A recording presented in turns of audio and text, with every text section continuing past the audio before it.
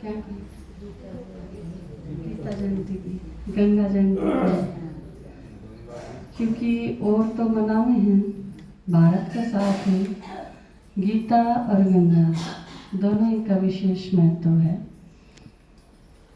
और तो सिर्फ महत्व गाँव हैं, और अपने तो ये दोनों चीज़ रिलेटेड हैं, क्योंकि ब्राह्मण, गंगा, गीता ये अगर भारत में तो निकाल दिए जाएं तो फिर भारतीय संस्कृति में बचा ही कुछ नहीं, क्योंकि या गीता संस्कृति कहो, गंगा संस्कृति कहो, ब्राह्मण संस्कृति कहो, गौ संस्कृति कहो, इनके सिवा कुछ नहीं है।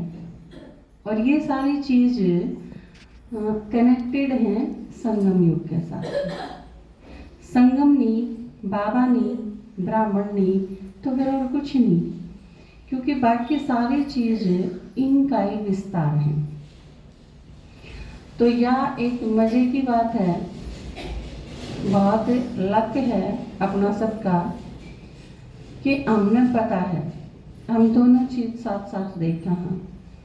आप यादगार भी साथ साथ देखो हो, और दूसरी चीज़ इसका रहस्य, ओरिजिनल जो स्वरूप है हर चीज़ का, वो भी आप साथ साथ देखने लग रहे हैं।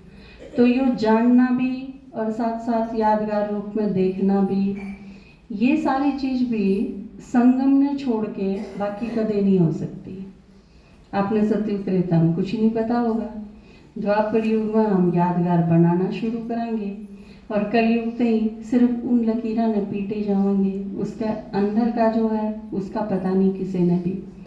लेकिन संगम पर जब बाबा आवे है तो सही मायने में जीण का मजा उसे टाइम आवे जब बाबा आवे, क्योंकि जिसने किसी चीज़ का पता ही नहीं हो, कुछ नहीं पता लेकिन करना पड़ रहा है, तो वो एक अजीब सी स्थिति है।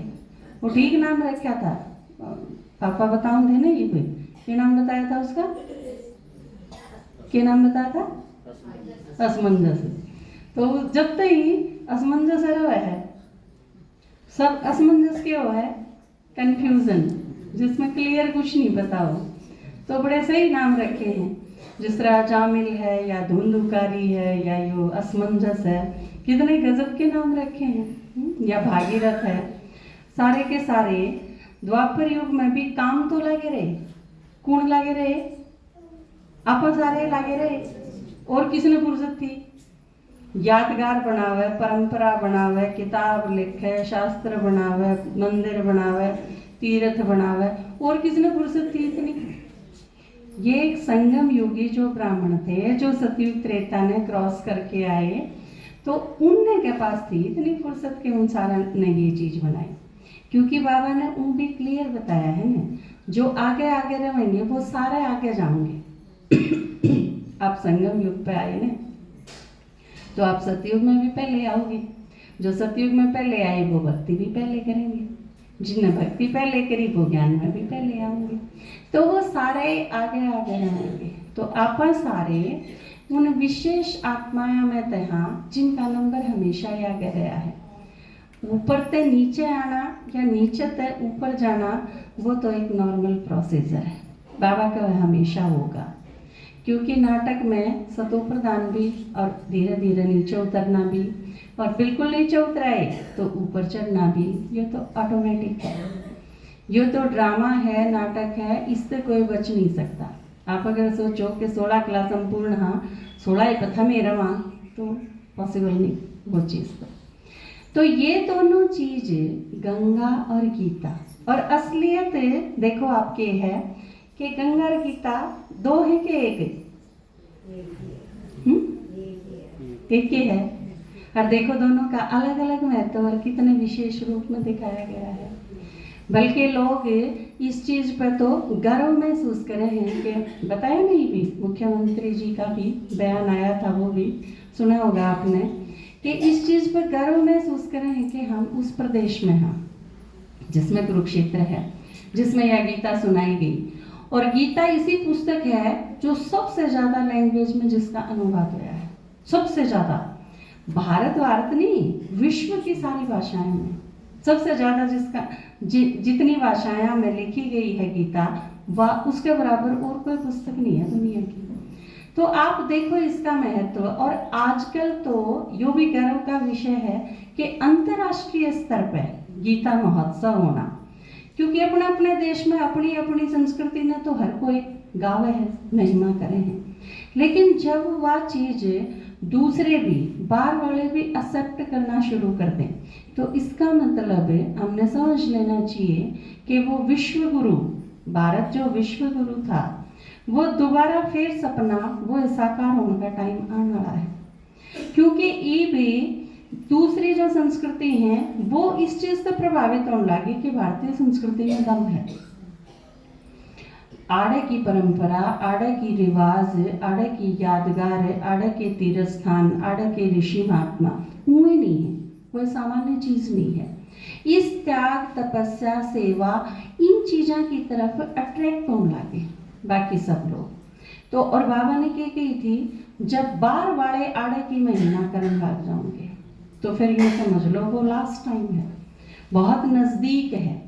और क्योंकि जब जब ऐसा होगा तो उस टाइम महाभारत जरूर होगी, और महाभारत जब भी होगी तो गीता जरूर सुनाई जाएगी, क्योंकि दोनों ही ये क्या कर रहे हैं, पावनपन का कनेक्शन दोनों के साथ है। मुक्ति करवानी है किसी की तो दो ही चीज हैं भारत में, या तो उसने गंगा में नहा लाओ, उसके मुंह में गंगा जल गिर दो, या उसने गीता सुना दो। ये दोनों ही चीज मुक्ति करेंगी। बेचारा ने यह चीज मेरा कौन थी कि दोनों एक के ही, अब चाहे या मिल जाओ चाहे या मिल जाओ, दोनों में तो कौन सी हो, यह चीज भी को नहीं कही गई। लेकिन असलियत में बाबा ने जो आके बताया कि वो ज्ञान भी, ज्ञान गंगा भी है और ज्ञान गीता भी है, दोनों एक स्वरूप बदल दिया, पर है चीज भाई। और इस चीज पर हमेशा से हम गर्व करते आए कि हम उस देश में हैं जिस देश में गंगा है, जिस देश में गीता है। हम उस देश के वासी हैं, हम उस देश के वासी हैं जिस देश में गंगा बहती है, होठों पे सच्चाई रहती है, जहाँ दिल में सफाई रहती है। हम उस देश के वासी हैं, हम उस देश के वासी हैं जिस देश में गंगा बहती है।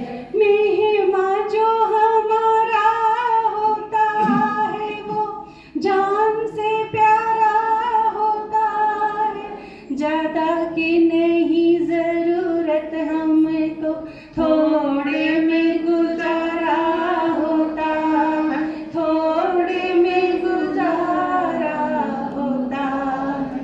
अब हम तो क्या सारी दुनिया से कहती है, हम उस देश के वासी हैं, हम उस देश के वासी हैं जिस देश में गंगा बहती है।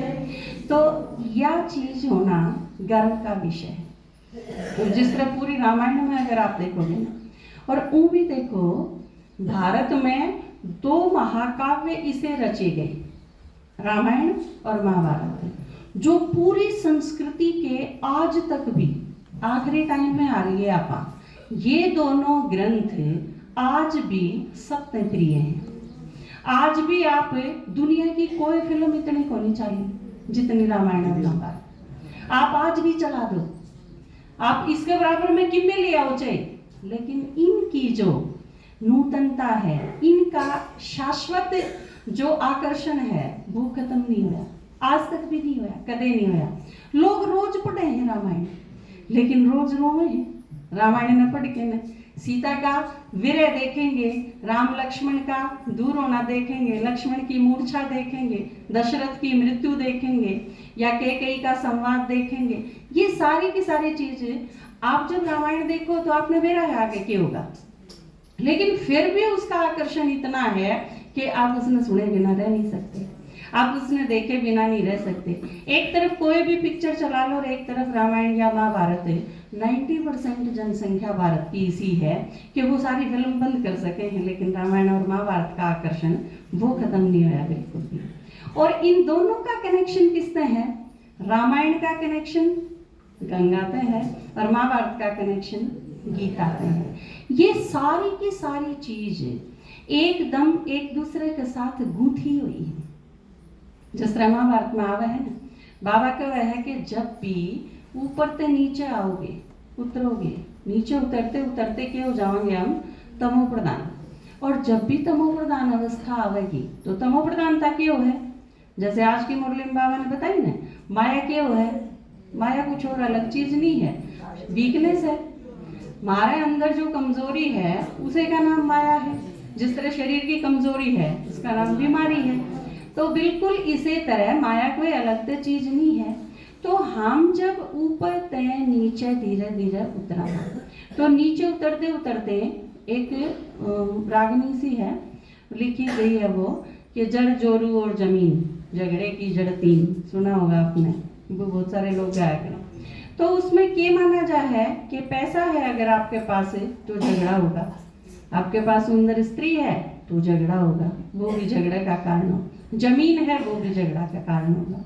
ये आप सोचो, बाबा ने बताया सतयुग में कितने बड़े महल होंगे जितना शांतिवन है। शांतिवन जितना एक आदमी का महल होगा, आगे जाके फिर आबू में दूसरा महल होगा, जिसके द्वारा इतनी इतनी जमीन होगी, वह तो कौन लड़े? सुंदर भी सारे होंगे। कितने सुंदर हैं लक्ष्मी नारायण, राधे कृष्ण, सारे के सारे। इतनी सुंदरता है सतयुग में तो, क्योंकि सतो प्रधानता है तो सुंदरता भी उसे अनुपात में होगी। तो ये सारी चीजें और गहने देखो, गहने कितने हैं? जब हीरे घरा में जड़े हुए होंगे तो इसका मतलब किसी चीज की कोई कमी नहीं। ये सारी चीज जड़े इतनी बहुतायत में है, इतनी पर्याप्त से भी ज्यादा मात्रा में है, लेकिन झगड़ा कोई नहीं। तो इसका मतलब इन चीजों से झगड़ा का कोई कनेक्शन नहीं, बीच में कुछ और आया जिसके कारण झगड़ा हुआ। खोसला इसके पास क्यों?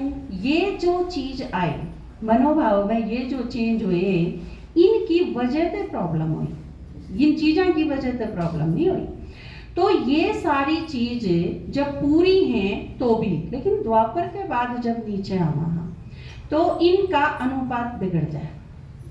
बाबा जो को वह यथा राजा रानी तथा प्रजा के सतयुग त्रेता में सबके पास सारी चीज होगी, सिर्फ पद नंबर वार होंगे। लेकिन वो चीज जब बदल जा है, नीचे आंधी आंधी, तो इसके पास क्यों मेरे पास क्यों नहीं, इसके पास ज्यादा क्यों मेरे पास कम, ये जो सारी चीज हैं इनकी वजह से जिसने बाबा का वह है हम अलग अलग नाम रखते हैं। किसी के शरीर के प्रति आकर्षण ज्यादा है, दूसरे के शरीर के ऊपर है एक्स्ट्रा, तो उसने काम विकार कह दिया। हाँ, बेवजह किसी की दूसरी चीज पर हमारी कोई इच्छा पूरी नहीं हुई, हमारे अंदर आवेश पैदा होया, उसका नाम हमने क्रोध रख दिया।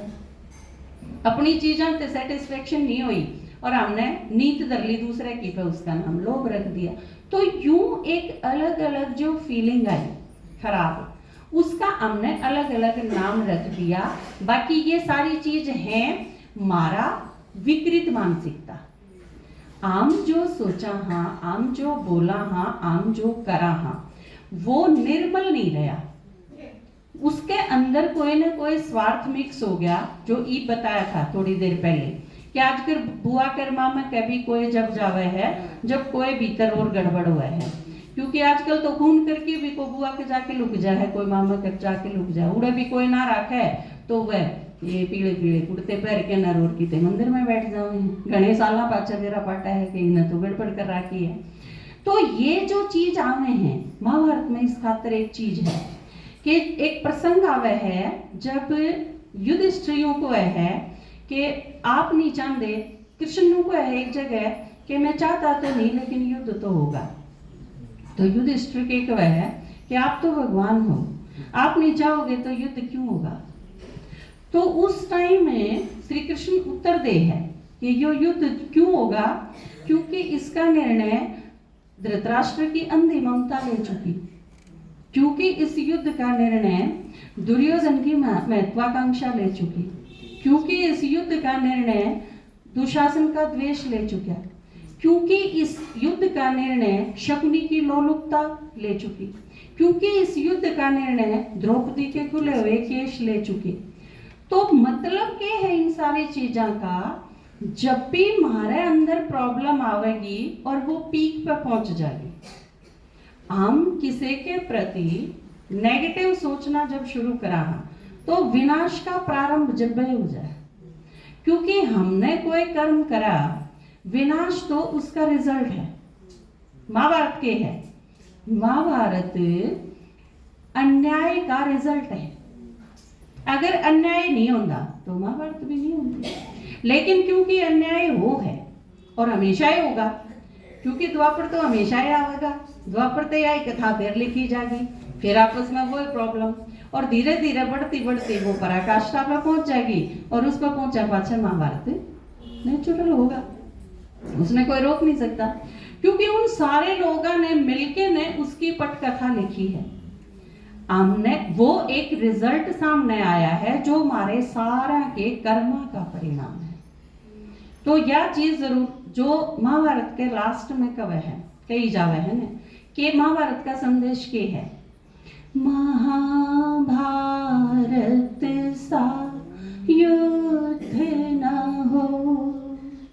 न हो अन्याय की कोई बात, चलो हम होले उनके साथ, करें जो कृष्ण के जैसी बात, कर्म है गीता का उपदेश, महाभारत है शांति संदेश। महाभारत का असलियत में संदेश के है, किसी के प्रति गलत करा तो महाभारत होगी। तो यो और यह चीज कित बदली जा सके है, यह चीज सिर्फ हमारे कर्म के टाइम पर बदली जा सके। जब आप सोचो हो, जब आप बोलो हो, जब आप कर्म करो हो, उस टाइम आपके हाथ में है, आपके बोलो, आपके सोचो, आपके करो, दूसरे के हाथ में नहीं है। द्रौपदी की साड़ी अगर खींची जाएगी तो फिर उसकी छाती का, दुशासन की छाती का लहू भी देना पड़ेगा, उसका परिणाम वो है। तो जब भी किसी की तरफ किसी के हाथ बढ़ेंगे, जब भी किसी की तरफ किसी की नीत बदनीत होगी, जब भी किसी के प्रति अन्याय होगा, जब भी किसी का अधिकार अड़पण की कोशिश करी जाएगी, तो महाभारत युद्ध होगा। तो ये दोनों महाकाव्य, ये दोनों गंगा और गीता, और ये ब्राह्मणा की सारी संस्कृति, यो संगम युग अगर नहीं समझ में आवे तो कदे नहीं समझ में आ सकती या सारी संस्कृति, हम कोई चीज नहीं समझ सकते। तो यो आपने सोचना चाहिए आप कितने लकी हो, हम सारे कितने भाग्यशाली हाँ कि जिनके ज्ञान समझ में आ रहा है। आप सारे यूं सोचते हो कि जिन्हें हम ज्ञान सुनावा हाँ भाई इसी कौन सी चीज सुनावा हम जो इनके समझ में नहीं आती। ये बताया ना कि भाई तू आदमी बनेगा फिर, ठीक है ना, वो दूसरे कहूँ एक बार में समझ आ गई होगी। मेरे ख्याल था आज की क्लास में और कि मैं याद रहे ना रहे, या जरूर याद रहेगी, और इसका प्रयोग करोगे, क्योंकि ये किसे हैं, ये दिव्यास्त्र हैं अर्जुन थे ये दिव्यास्त्र दिए थे। दिव्यास्त्र उन शस्त्रों से अलग हटके थे ना, कुछ विशेष थे, तो ये कुछ विशेष परिस्थिति खातर है, अगला थम है नहीं तो फिर उस खातर दिव्यास्त्र है, मैं काटना ही पड़ेगा तेरे खातर। तो हूँ मान जा तो चलो कोई बात नहीं, बाबा ने कहा आराम से अगर किसी के समझ में आ जा तो आराम से समझाने की कोशिश करो, लेकिन फिर अगर नहीं माने तो ये दिव्यास्त्र है। पहले सूर वाला दे रखा था ना, आज एक नया दिया था। ठीक है, तो या आपने सोचनी है, बाबा ने जो कही थी ना 4 घंटे एक्स्ट्रा बचाए ना, आज आपके 4 घंटे भी बचा दिए, और उसमें क्या करना है होमवर्क वो भी दे दिया, बाबा ने कल परसों दिया था, आपने संडे ने मिल गया। तो हमारे पास जितना टाइम है संगम युग का, हमने उसका सही उपयोग उसमें करना है, गीता का, गंगा का, बाबा का, शिव जयंती का, कृष्ण जयंती का, इन सारा का एक यो ही संदेश है। मारे खातिर यह चीज है कि महाभारत युद्ध सिर पे खड़ा है, और भागीरथ गंगा लिए आया, और आपने तो रवा गंगा है, तो उस गंगा ते, उस गीता ते जितना न हो सके पावन बनाता है, जितना न हो सके, जिसका कर्म में नहीं है तो वो तो बाबा भी छोड़ दे है। बाबा ने कल परसों कही थी ना कि बाबा क्या करे, जब अगर यह चीज नहीं है मानो तो बाप भी क्या करे, आवड़े तो बाबा के हाथ खड़े करते हैं। तो नु कहते हैं मेरे बस की बात भी कोनी है, क्योंकि जब युधिष्ठिर का वह है ना, आप नहीं चाहोगे तो युद्ध नहीं होगा। तो कृष्ण बड़ा सही रूप में जवाब देवा है, जो कि बाबा कई बार समझाया गया ना अपन मुरली में, कि इसका मतलब द्रौपदी का चीरन मन ने करवाया है। वो कहना के चाहे है, मन ने चाहा था वो, तारा सारा राजपाट मन ने बिकवाया, इसका मतलब जुए में मन ने लाया था। जब आप तेरे थे, कर्म थारा है, तो फिर युद्ध की जिम्मेवारी किसकी होगी? तो यो जो कुछ भी होने लग रहा है, जिम्मेवारी किसकी है? हमारी है। हमने सारा बिगाड़ा है, हम नीचे आए हैं, हमने खराब करा है, तो युद्ध की जिम्मेवारी भी हमने। आजकल कोई वो ये बम वगैरह दबा देने, वो गड़बड़ कर देगी में, तो वो उन्होंने क्या करें कि ये किसी ने भी जिम्मेवारी नहीं ली है। ये आतंकवादी संगठन हुए हैं, ये कह दिया करें ना भाई हाँ इस हमले की जिम्मेवारी हमारी है, हमने करवाया है, तो हम सारे जिम्मेवारी ले वो। ये सारा महाभारत युद्ध जो होगा, ये जो भयानक विनाश जो सामने खड़ा है, जो इस वीक की मुरली में तो बाबा ने किस किस तरह से विनाश होगा, कितना हाहाकार होगा, कितना त्राहिमाम जिसने बाबा का वह है, तो वो सारा उसकी जिम्मेवारी किसकी है? हमारी। तो जितना भी टाइम, कल तो बाबा ने बल्कि बांटे दिया था कि आधा 16 घंटा खातर फ्री कर दिए थे, आपकी 16 घंटे दिए हैं, लेकिन 8 घंटे बाबा के काम खातर बाबा ने फिक्स करवाए। 8 मेरे ला दो, उसे तो कल्याण हो जाएगा, थारा पूरा जमा हो जाएगा। 8 अगर 1/3 बाबा ने कहा मेरे हिस्से में आना चाहिए, 16 में था, अपने शरीर खातर कर लो, 8 घंटे परिवार खातर कर लो, चलो दे दिए वह, लेकिन 8 पूरे करने हैं, वो आपके सेवा में लागने चाहिए। सारे के लागने चाहिए कि थोड़े सा के? किस किस के लागने चाहिए? हाथ खड़ा करिए। सारे के। तो कल तय अपने 8 घंटे लिखने शुरू कर दिए भाई, तड़के था आपने चाहे आधा घंटा, पौना घंटा, 1 घंटा, जड़े भी आपका सेवा में लागे। आप अपना एक दिन नोट करके देखो, सांझ तक 1.25 घंटा पाओगा, रात तक एक का तो क्योंकि देखो 1 घंटा क्लास का लिखोगे ना आप, 2 से 3 12 से 1 जिसकी जोड़वे भी क्लास है, 12 से 1 क्लास का आंख मीच के 1 घंटा ना लिखियो, क्योंकि कई तो ऐसे हैं ना जो 12:30 चालेंगे करते हैं, उसका 1 घंटा को नहीं होगा। अपनी उतनी ही मिनट लिखनी है जितनी मिनट था मुड़क। और कई क्या करे हैं, घर से चल पड़े, 2 बजे की क्लास है, 2 बजे घर से चल पड़े, तो वो लिख दिया 1 घंटा ना, जितने बजे हम क्लास में पहुंचे हो। आप क्लास में जब 2:30 बजे पहुंचे हो और 3 बजे छुट्टी होगी, तो आपका 2.5 घंटा गया होगा। ठीक है, अपना इस हिसाब से लिखियो, रोल नहीं करनी लिखण में, वो बाबा देखेगा, ईमानदारी से लिखना है। ठीक है, क्योंकि तुम सारे बेक रहे हो काल के। कौन पे क्या था? काल के कौन पे क्या था? हैं? हरिश्चंद्र। आप तो अपना आप नहीं भूल जाओ, है ना? ये सारे कालिया पाओगा सारे, क्योंकि भगवान के है, बाबा के कहे है मैं काल भी हूँ, है ना? हम सारे नु सोच के बुलाते रहे, हे भगवान आ जा, हे भगवान आ जा, सब बुलाते रहे ना, फिर उन्होंने मेरा था काल भी हो है, तो काल बुला लिया। अब काम तो अपना सारा करके जाना पड़ेगा। तो एक छोटा सा